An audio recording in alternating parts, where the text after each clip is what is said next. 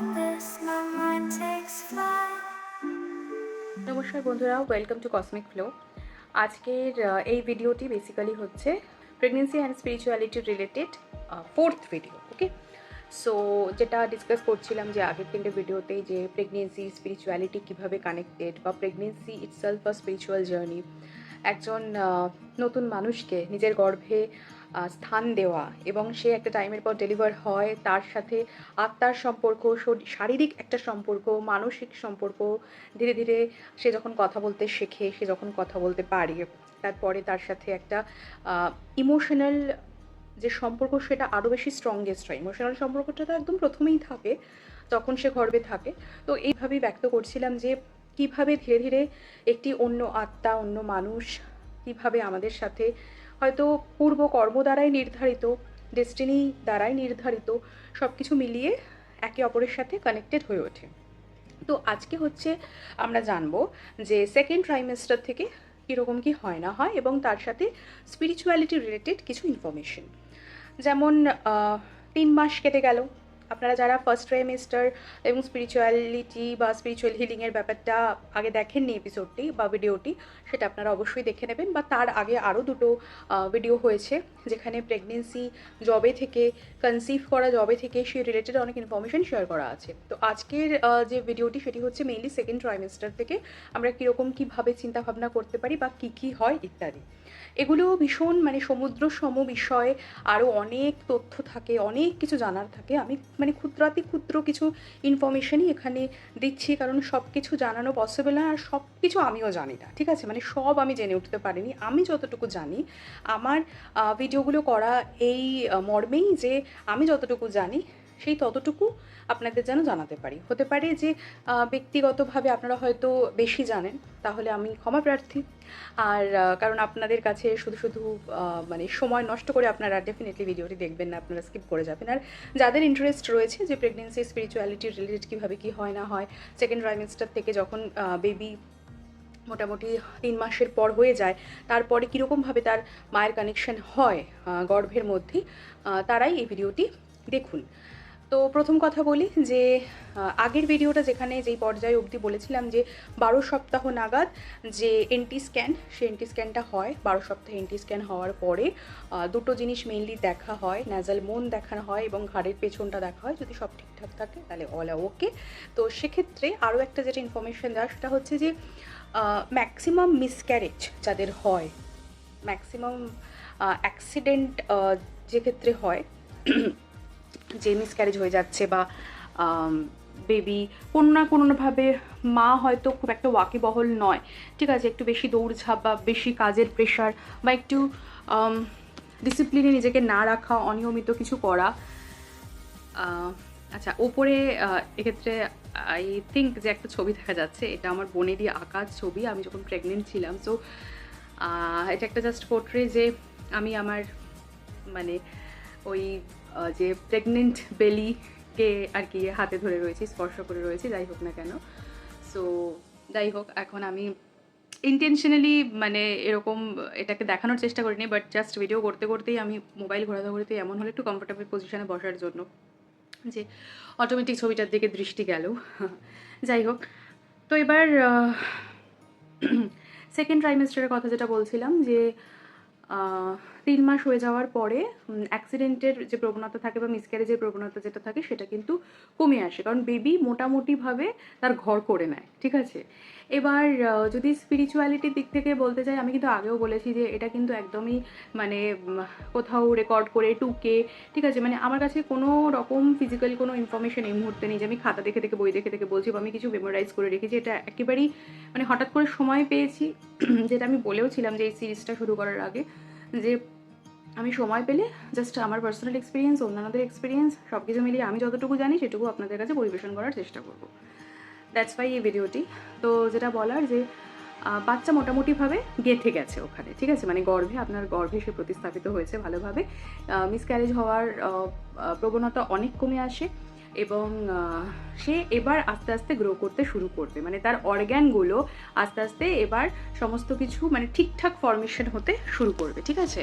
তো ওটা মোটামুটি ওই 20 সপ্তাহ নাগাদ, মানে আরও ধরুন 2 মাস পরে 12 সপ্তাহতে এনডি স্ক্যান, এনবি স্ক্যান ভীষণভাবে ইম্পর্টেন্ট, সেটা হয়ে যাওয়ার পরে তারপর ওই যখন আরও 2 মাস চলে গেল তখন ওই 20 সপ্তাহ, এবার অনেক ডাক্তাররা পেশেন্ট কীরকম রয়েছে, পেশেন্টের ক্ষেত্রে বলা ভুল, ঠিক আছে, তার যদি কোনো শারীরিক অসুস্থতা না থাকে, সো প্রেগনেন্সি তে যিনি রয়েছেন প্রেগনেন্ট লেডি, তার ক্ষেত্রে 18 সপ্তাহ হতে পারে, 22 সপ্তাহ হতে পারে, ঠিক আছে। যেমন আমাকে বলা হয়েছিল যে এই উইক থেকে এই উইকের মধ্যে করবেন, আমি ওই সময় প্রচুর ভিডিও দেখেছি।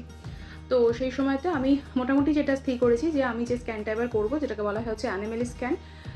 সো সেই অ্যানিমেল স্ক্যানটা হচ্ছে 20 উইক্সে করতে হয়, ঠিক আছে। তো মানে করলে মানে সেটা 20 উইক্সটা হচ্ছে পিক একদম, ঠিক আছে। মানে ওই উইকে করলে তুমি যথেষ্ট ভালোভাবে বুঝে যাবে যে সব কিছু ঠিকঠাক আছে কিনা, বা বেবির যে অর্গ্যানগুলো, সমস্ত অর্গ্যান ফর্মেশনগুলো ঠিকঠাক হয়েছে কিনা, ঠিক আছে। 22 সপ্তাহে তো বুঝবেই, বাট 20তে করলেও ভালো। 18তে অনেকের ক্ষেত্রে হয়তো হতে পারে যে একটু আধটু বাকি রয়েছে, কারণ ওই সময় তো বেবির র্যাপিড গ্রোথ হয়, মানে র্যাপিড গ্রোথটা যদিও 7 মান্থ থেকে হয়, মানে 3rd ট্রাইমেস্টারে গিয়ে র্যাপিড গ্রোথ হয়। ওই সময় র্যাপিড গ্রোথ বলাটা ভুল, কিন্তু তাও ধীরে ধীরেও যদি হচ্ছে, গ্র্যাজুয়ালি হচ্ছে, তো সেক্ষেত্রে 2 সপ্তাহটাও অনেক। তো সেই জন্য আমার মনে হয় এটা আমার পার্সোনাল এক্সপিরিয়েন্স, এবং আমি সেটাই সাজেস্ট করবো যে 18 সপ্তাহে যদি কেউ নাও করছে তাহলে 20 সপ্তাহের জন্য অবশ্যই করে, ঠিক আছে। আরও একটা জিনিস কি, আইন আছে যে 20 বা 22 এখন কিছু রিমডিফাই হতে পারে, রিভেরিফাই করার পরে আপনারা এগুলো আর কি ভালো করে বুঝে তারপরেই কোনো ডিসিশন নেবেন। সেটা হচ্ছে যে ওই যে অ্যানিমেল স্ক্যান হলো, অ্যানিমেল স্ক্যান বলতে এটাই বোঝায় যে ওই স্ক্যানটা করে কোনো রকম অ্যাবনর্মাল অর্গ্যান দেখতে পাচ্ছেন কিনা রেডিওলজিস্ট অর গাইনোকোলজিস্টরা, ঠিক আছে। যদি কিছু অ্যাবনর্মালিটি থাকে, সেটা যদি অল্প বিস্তর হয় বা ডাক্তাররা যদি বোঝেন যে না খুব একটা বেশি মেজর কিছু নয়, তাহলে হয়তো অসুবিধাজনক কিছু তারা বলবেনও না, করতেও বলবেন না। কিন্তু যদি দেখেন যে সত্যিই কোনো, কারণ প্রত্যেকটা অর্গানের নিজস্ব কাজ রয়েছে, এবার যত বাচ্চাটা বড় হবে, অ্যাডাল্ট হবে, গ্রো করবে, তাদের সেই বডি ফাংশনটাকে ঠিকঠাক করার জন্যই অর্গানের ফাংশনটা ঠিকঠাক ফর্মেশন এবং ফাংশন ঠিকঠাক হওয়াটা ভীষণভাবে ইম্পর্টেন্ট। তো ইনিশিয়াল ফেজেই যদি কোনো রকম ডিফেক্ট থেকে থাকে, যদি কোনো রকম কোনো প্রবলেম থেকে থাকে, তাহলে কিন্তু এটা ভীষণভাবে প্রয়োজন যে সেই জিনিসগুলোকে খুব ভালো করে খতিয়ে দেখা এবং প্রথমেই কোনো ডিসিশন নেওয়া, ঠিক আছে। কারণ বলতে গেলে অনেক কথাই বলা হয়, আমি এরকম বহু মানুষকে জানি যারা হয়তো এই স্ক্যানটি করে উঠতে পারেনি, করেনি, বাড়ি থেকে বারণ করেছিল যে প্রয়োজন নেই, আমাদের সময় এরকম হতো না, সব কিছু ঠিক আছে, বাট বাড়ির লোকরা বুঝবে না, ইভেন মা বাবা নিজেরাও বুঝবে না যে যখন মায়ের গর্ভে সন্তান থাকে সে নিজে ভেরিফাই করতে পারবে না, সে সেন্স করতে পারে, ঠিক আছে, যে না আমার বেবি ভালো আছে, নড়াচড়া করছে। আর 20 সপ্তাহে থাকে কি খুব একটা নড়াচড়া বা এগুলো করবেও না, ঠিক আছে। এবার এক্ষেত্রেও যেটা বলার, যাদের সেকেন্ড প্রেগনেন্সি চলে তারা অনেক আগে থেকেই কিন্তু বুঝতে পারে, মানে মোটামুটি 10-11 সপ্তাহেও কিন্তু অনেকে আমি শুনেছি যে যারা বলে তারা কিন্তু যে একটা টিংলিং সেন্সেশন, একটা বাটারফ্লাই সেন্সেশন হচ্ছে, যে বেবি মুভমেন্ট তারা ফিল করতে পারে। কিন্তু ফার্স্ট প্রেগনেন্সির ক্ষেত্রে মোটামুটি 18 সপ্তাহেই কিন্তু তারা আর কি ফিল করে, ঠিক আছে, বা করতে পারে ওই সময়টাতে। তো যাই হোক, আমি যেমন ফার্স্ট মানে সেরকম সেন্সেশন, এখানে বাটারফ্লাইও আছে, এগুলো সবই মানে মানে আনইনটেনশনালি এমনি জাস্ট হয়ে যাচ্ছে, এমনি বাটারফ্লাই চলে আসছে, আমার প্রেগনেন্সির ছবিও চলে আসছে ভিডিও করতে গিয়ে। যাই হোক, তো এবার যেটা বলার, যে আমার যেটা হয়েছিল, আমার সেই মানে বারটা মনে আছে, সেটা হচ্ছে যে ওই যে অ্যানিমেল স্ক্যান হয়, ওই অ্যানিমেল স্ক্যানের সময় কিছু বায়োকেমিক্যাল মেডিকেল টেস্টও করতে দেওয়া হয়, মানে সেটা হচ্ছে ব্লাড টেস্ট, ঠিক আছে। অ্যানোমালি স্ক্যানে এটা দেখা হয় যে কোনো অ্যাবনর্মালিটি আছে কিনা অর্গ্যান রিলেটেড, এবং জেনেটিক্যাল কোনো সমস্যা আছে কিনা সেগুলো খুব বৃহত্তর পরিমাণে জানার জন্য, ইভ্যালুয়েট করার জন্য ওই জেনেটিক্যাল কিছু টেস্ট হয়, ঠিক আছে। তো মানে ক্রোমোজোমের সংখ্যা ঠিকঠাক আছে কিনা, ডাউন সিনড্রোম হয়েছে কিনা, বা অন্যান্য ক্রোমোজোমাল কোনো ডিফেক্ট আছে কিনা সেগুলো বোঝা যায়, কারণ বেবির মানে তখন সমস্ত অর্গ্যান গ্রো করে যায়, সমস্ত অর্গ্যান মানে রিপ্রোডাক্টিভ অর্গ্যানও ভালো মতো গ্রো করে যায়। তো ওই অ্যানিমাল স্ক্যানের সময় কিন্তু জেন্ডার রিভিল করা যায়, কিন্তু সেটা আইনত অপরাধ। তো সেই জন্য জেন্ডার রিভিল একেবারেই মানে এখন কেউই করেন না, কেউ করে কিনা আমি জানি না, ঠিক আছে, বাট এটা করা উচিত নয় এই মর্মেই। কেন বারণ হয়েছে? কারণ যদি মেয়ে হয় তো মেয়ের ক্ষেত্রে ম্যাক্সিমাম মানুষের সমস্যা হয়। এখন কতটা ঠিক হয়েছে সোসাইটি আমি জানি না, আমি সে বিষয়ে তর্কেও জড়াতে চাই না, কিন্তু এই কারণেই এটা হয়েছে যে জেন্ডার রিভিলের জন্য ম্যাক্সিমামই যেহেতু লিঙ্গ বৈষম্য রয়েছে, সে কারণে কন্যা ভ্রূণ হত্যা করা হতো। সেই কারণে মানে সেই কারণেই এটা মানে লাগু নয় ভারতবর্ষে বেশি, বিদেশে তো মানে খুব পার্টি করে জেন্ডার রিভিল হয়, যাই হোক সেটা এখানে নয়। তো বেসিক্যালি ওই সময়টাতে জেন্ডার রিভিল করা যায়, ডক্টররা বুঝতে পারেন ওই সময়তেই অর্গ্যান সমস্ত কিছু শো হয় এবং ওই জেনেটিক্যাল টেস্টটা করলে বোঝা যায় যে ক্রোমোজোমাল কোনো ডিফেক্ট আছে কিনা। যেরকম ডাউন সিনড্রোম, মানে দেখুন যে সকল বাচ্চাদের ডাউন সিনড্রোম এখন রয়েছে বা যে সকল বাচ্চারা যখন জন্মাচ্ছে কোনো না কোনোভাবে যদি তারা ফিজিক্যালি হ্যান্ডিক্যাপ্ট হচ্ছে, মেন্টালি রিটার্ডেড হচ্ছে, কারো না কারোর অটিজম রয়েছে, কোনো না কোনো ডিফেক্ট নিয়ে তারা যদি জন্মাচ্ছে, সেরিব্রাল পালসি নিয়ে যদি জন্মাচ্ছে, অনেক ক্ষেত্রে ডিটেক্ট করা যায়, অনেক ক্ষেত্রে ডিটেক্ট করা যায় না। এবার এক্ষেত্রেই স্পিরিচুয়ালিটির কথা কিছু উঠে আসে। তো নর্মাল অ্যাবনর্মাল সমস্ত কিছু ক্ষেত্রেই আমি বলবো এখন অ্যাবনর্মাল বলা যায় না, তাদেরকে স্পেশাল চাইল্ড বলা হয়। কিন্তু সত্যি কি স্পেশাল? মানে স্পেশাল হয়তো বলে, ইংরাজিতে স্পেশাল শব্দটা ব্যবহৃত হয়, কিন্তু মানুষ কি মানে, সাধারণ মানুষ মানে, সাধারণ মানুষ হয়তো স্পেশাল তাকে অ্যাকচুয়ালি ফিল করায় না, ঠিক আছে, ম্যাক্সিমাম ক্ষেত্রে স্পেশাল তাকে ফিল করায় না, মানে অ্যাবনর্মাল শব্দটা বলতে পারে না মুখে, বাট পেছনে গিয়ে সে সকল বাচ্চারা বা সে সকল বাচ্চার মা বাবারা এবং সেই সকল বাচ্চার মায়েরা মেইনলি মানে দয়ার পাত্র হয়, দয়ার পাত্রী হয়, ঠিক আছে। যাই হোক সেসব কথা, সেটাও একটা তর্কের জায়গা। এবার দেখুন আমি একটা সিনেমা দেখেছিলাম, বাংলা সিনেমা, সেখানে এরকম বলা হয়েছিল যে মানে পাগলদের ব্যাপার নিয়ে, যারা সুস্থ স্বাভাবিক মানুষ এবং যারা পাগল, তো একজন ওই আর কি খুব পাতি বাংলা ভাষাতেই বলছি যে পাগলদের ডাক্তার এরকম ছিল, সে কিছু একটা লড়াই করছিল যে ওদেরকে মানুষ হিসেবেই বিবেচনা করতে। প্রথমত সাইকোলজিক্যাল ইস্যু হয়েছে, তারা আমাদের মতো হয়তো সেভাবে মানসিক সুস্থ নয়, কিন্তু তাদেরকে আমরা পাগল বলছি। তাদের সংখ্যাটা যদি পৃথিবীতে বেশি থাকতো তাহলে তারাই কিন্তু নর্মাল হতো, আর তাদের কাছে আমরা অ্যাবনর্মাল, ঠিক আছে। আমরা তখন তাদের কাছে কিন্তু অসুস্থ বা অন্যরকম হতাম, কারণ তাদের সংখ্যাটা বেশি, যেহেতু তারা এখন সংখ্যালঘিষ্ঠ এবং আমরা সংখ্যাগরিষ্ঠ, তাই আমরা তাদেরকে একটু দূরে সরিয়ে রাখতে পারি, ঠিক আছে। খুব স্বাভাবিকভাবেই যে মানুষের যে জাতটা বা মানুষের ব্যাপারটা উদাহরণ দিয়েও বোঝালো যেরকম হবে যে অন্যান্য প্রাণী যারা রয়েছে আমরা বেশি বুদ্ধি ধারণ করি, ঠিক আছে, আমরা খুব সহজে বাঘ সিংহকেও পোষ মানিয়ে নিতে পারছি, হাতিকেও পোষ মানিয়ে নিতে পারছি, আমাদের থেকে তারা বড় দেখতে, তবুও শুধুমাত্র সেরকমভাবে বিচক্ষণ বা বিশ্লেষণ বা কূটনীতিবিদ দ্বারা নয়, আমরা সেরকম, ঠিক আছে, আমরা ম্যানিপুলেট করতে জানি, আমরা ডিপ্লোম্যাটিক হতে জানি, কিন্তু তারা ওরকম পারে না। তাদের জোনের মধ্যেও কেউ ভালো কেউ মন্দ অবশ্যই থাকে, কিন্তু আমাদের মতো বুদ্ধিমান তারা নয়, আমাদের মতো খতরনাকও তারা নয়। তো যাই হোক, আমরা সৃষ্টি করতে গিয়ে অনেক কিছু ধ্বংস করে ফেলছি নিজের অজান্তেই বা জানতেই।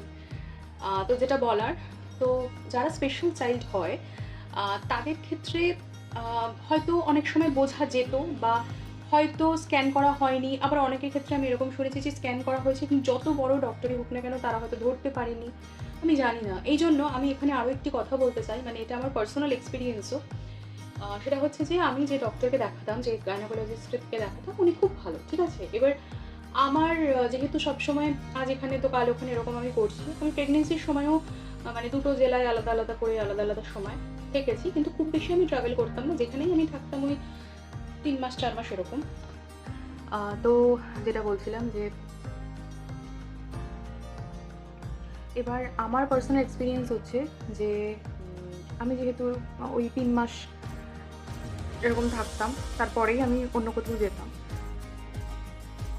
তো মেইনলি ডক্টররা কি বলেন, তাদের কোনো নিজস্ব মানে কাইন্ড অফ প্রেসক্রাইবড ল্যাব থাকে বা নিজস্ব পার্সোনাল ল্যাবও থাকে।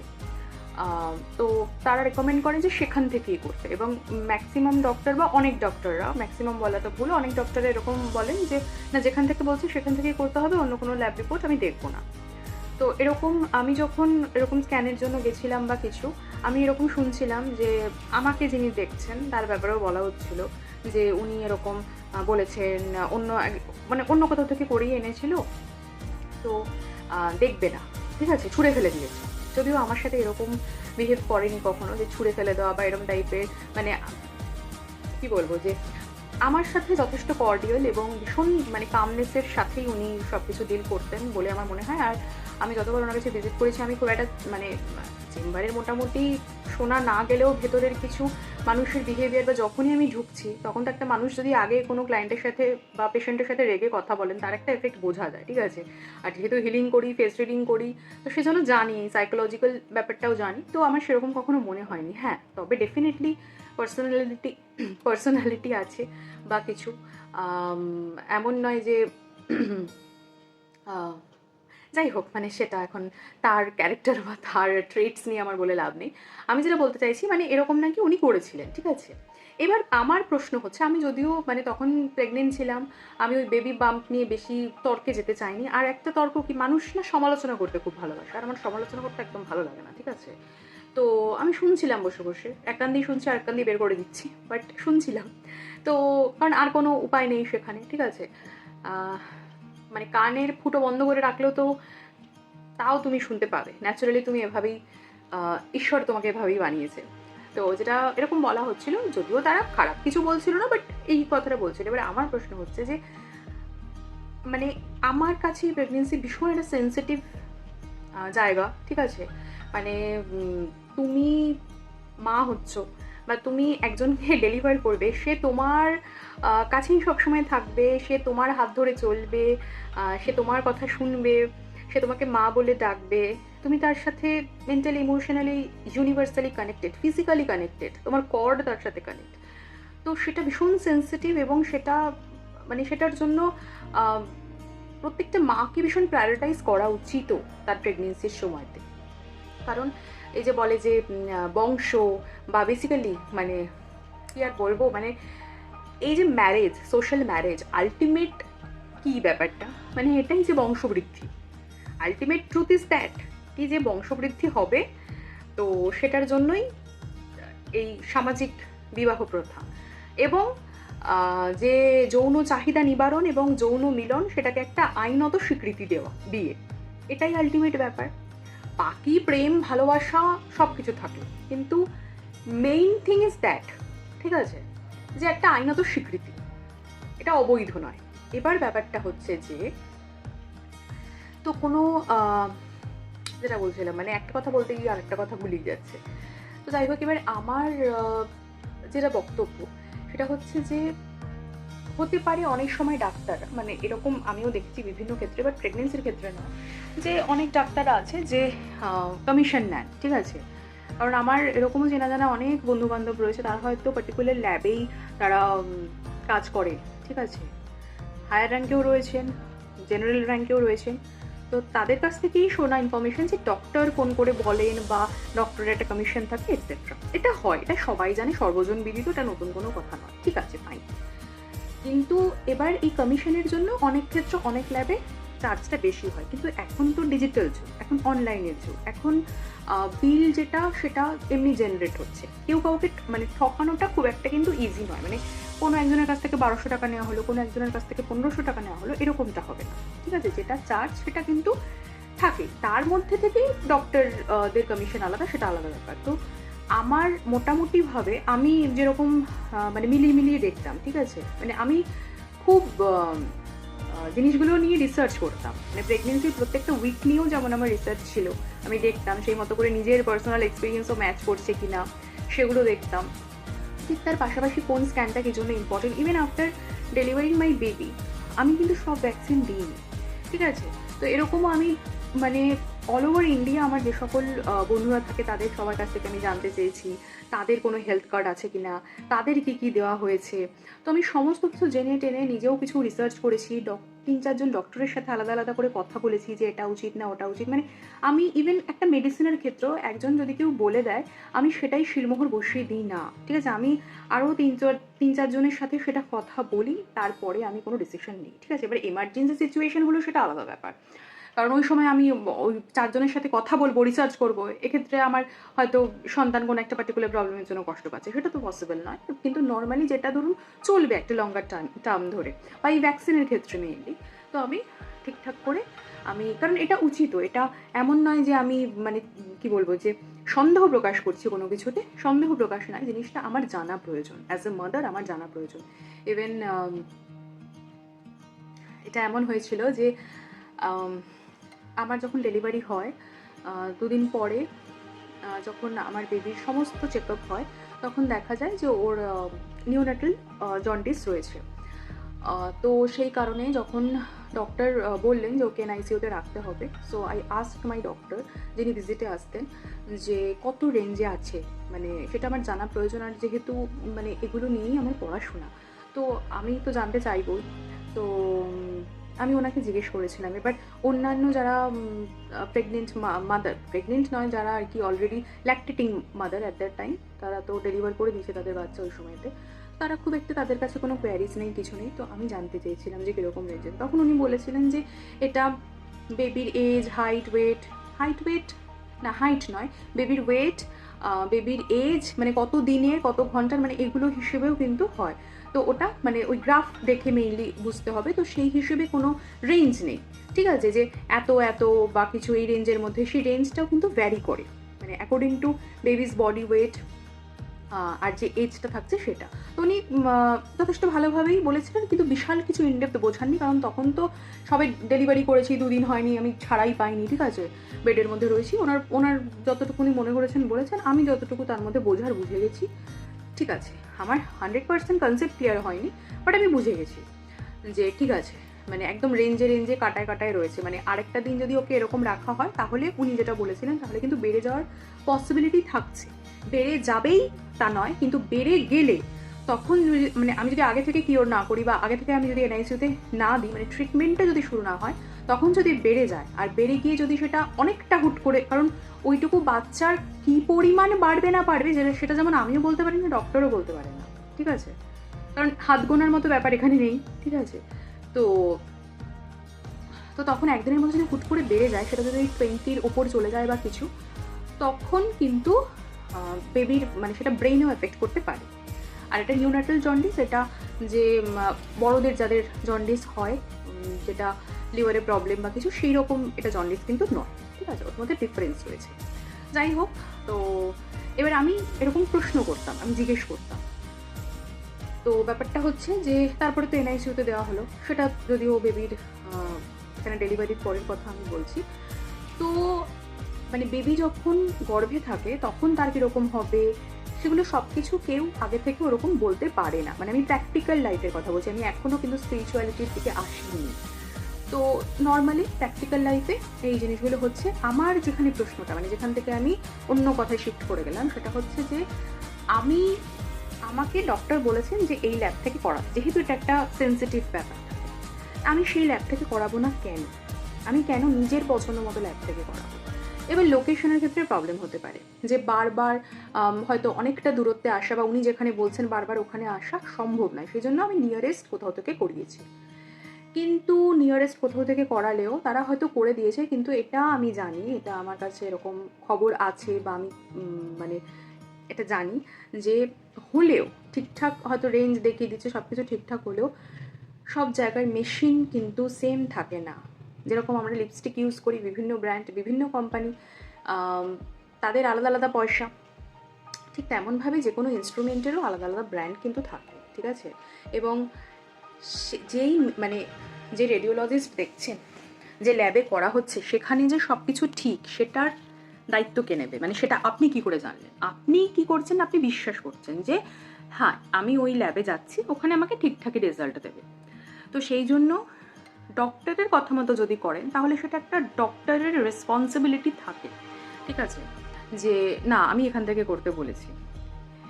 আর যদি আপনি নিজের ইচ্ছে মতো করেন, তারপরে যদি উনি রিপোর্ট ফেলে দেন, ছুড়ে দেন, তাহলে হয়তো উনি জানেন যে ওই ল্যাবের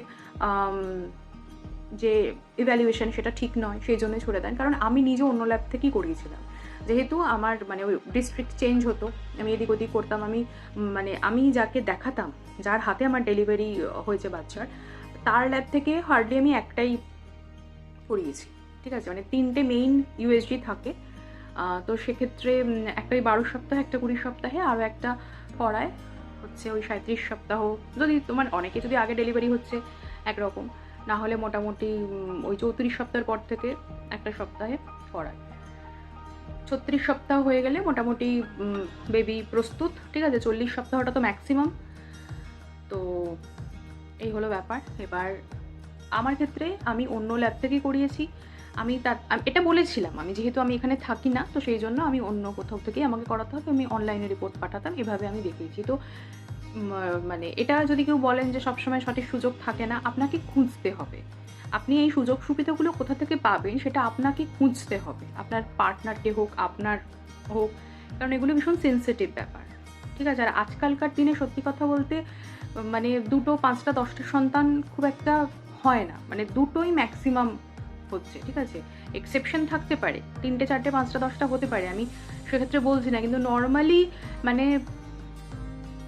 একজনই থাকছে, ঠিক আছে। এবং সেই আগেকার দিনে যে 10টা বাচ্চা হতো, এখনকার দিনে ওই একজনের ওপরই সবটুকু, মানে তাকে ঘিরেই সবটুকু। তো সেই জন্য সেটা আরও বেশি সেন্সিটিভ হয়ে গেছে। অনেকে বলেন না যে এখনকার দিনের মা বাবারা বাচ্চাকে বেশি প্যাম্পার করে, বেশি আতুপুতু করে, ঠিক আছে, এমন করে রাখে, ঠিক আছে। আগেকার দিনে 5-10টার মধ্যে যে ভাগাভাগিটা হয়ে যেত, সেটা একজনের মধ্যেই সব কিছু হচ্ছে, সুতরাং তার সাথে ইমোশনাল কানেকশনটা বেশি থাকে, সেটাও বুঝতে হবে, ঠিক আছে। কারণ পরিস্থিতি, পরিবেশের সাথে, জেনারেশনের সাথে, সব কিছুর সাথেই মানাতে হয়, ঠিক আছে।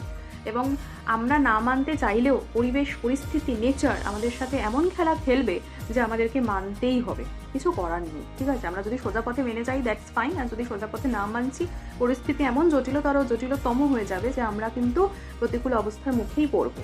সেই জন্য আমরা যদি অ্যাকসেপ্ট করিনি কোনো কিছু, সেটা বরং অনুকূল অবস্থার মধ্যে আমরা পড়বো।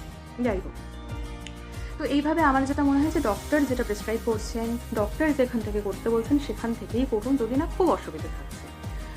এবার এক্ষেত্রে অনেকের প্রশ্ন আসতে পারে বা থাকবেও যে আমার ডক্টর খুব একটা ভালো নন, ঠিক আছে, তাহলে চেঞ্জ করুন। মানে একেবারে ডেলিভারির মুহূর্তে এরকম কোনো ডিসিশন না নিয়ে আগে থেকে যদি আপনারা বোঝেন, বা যদি 1%ও ডাউট থাকে যে না আমার প্রবাবলি আমার কথা উনি শুনছেন না, বা উনি আমার কথাকে প্রায়োরিটাইজ করছেন না, উনি আমার কথায় পাত্তা দিচ্ছেন না, সেরকম যদি আপনারা ফিল করেন, কারণ কথা শুনতে হবে, আপনি যে কথাগুলো বলছেন, কারণ একজন গাইনোকোলজিস্ট বা যে কোনো প্রফেশনের ডক্টরই মানে যখন সে তো আপনাকে হিল করতে চাইছে, ঠিক আছে, আপনার কোনো ফিজিক্যাল প্রবলেম হয়েছে, ফিজিক্যাল প্রবলেমের হিলিং চাইছে, একই ব্যাপার, ঠিক আছে।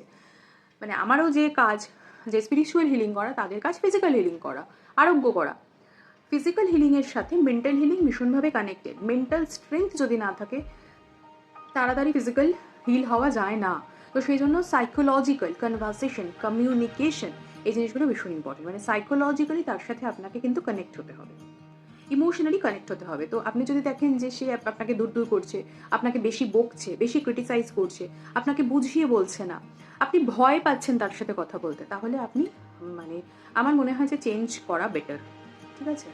আর যদি গুমড়েই থাকেন, ভয়েই থাকেন, তাহলে যে আপনাকে যে আপনার ডেলিভারি করবে, যে আপনাকে বোঝাচ্ছে, তাকেই যদি ভয় পান, আপনি ভয় পাচ্ছেন, আপনার অ্যাড্রিনালিন বাড়ছে, তো বাচ্চাও তো এফেক্টেড হচ্ছে।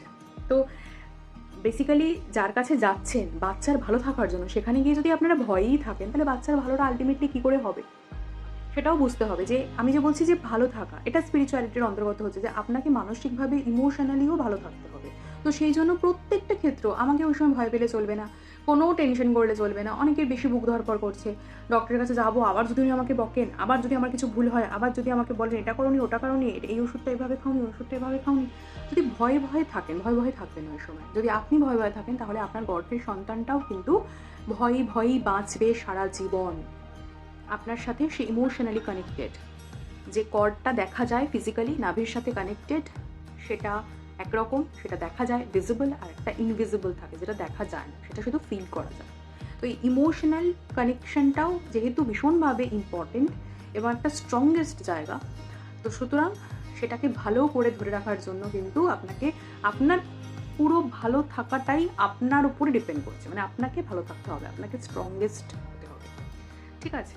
তো 12 সপ্তাহের পর থেকে বেসিক্যালি মানে 3 মাস চলে যাওয়ার পর থেকে সেকেন্ড ট্রাইমেস্টার থেকে যখন বাচ্চার ডেভেলপমেন্ট শুরু হচ্ছে, ফিজিক্যাল অর্গ্যান শুরু হচ্ছে, এই ফিজিক্যাল অর্গ্যান বা ফিজিক্যাল সেলগুলো যে ডেভেলপ করছে, মডিফাই হচ্ছে, আপগ্রেড হচ্ছে, টিস্যু হচ্ছে, এরকম যে অর্গ্যান সিস্টেম হচ্ছে সেগুলো আপনার সাথে রিলেটেড। তো সেই সময় আপনার নিউট্রিশনের প্রতি ধ্যান দেওয়া ভীষণভাবে প্রয়োজন। আপনি কি ইনটেক করছেন? বেশি করে ফ্রুটস ভেজিটেবলস খেতে হবে, ডিহাইড্রেশন যেন না হয়, কনস্টিপেশনের প্রবলেম অনেকের হয়, অ্যাসিডিটির প্রবলেম অনেকের হয়, হার্ট বার্নের প্রবলেম অনেকের হয়। তো এই প্রবলেমগুলো যেন না হয় সেদিকে খেয়াল রাখতে হবে, ঠিক আছে?